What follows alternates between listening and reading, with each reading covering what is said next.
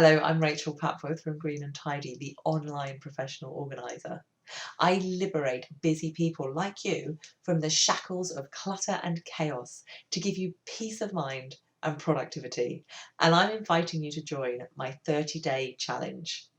I'm so excited about this program. When I created Green and Tidy back in 2010, I set up a 10-week decluttering and organising program, which has been my flagship program ever since. And it's changed the lives of thousands of people.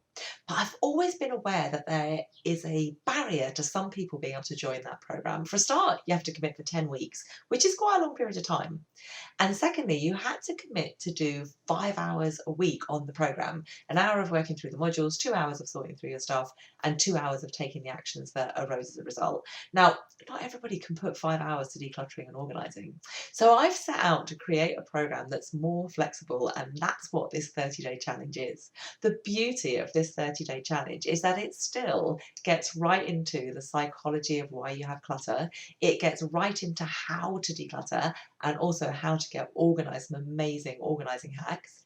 It gives you guidance and suggestions as to which areas of your home or what type of thing to declutter each day, and it supports you to achieve that.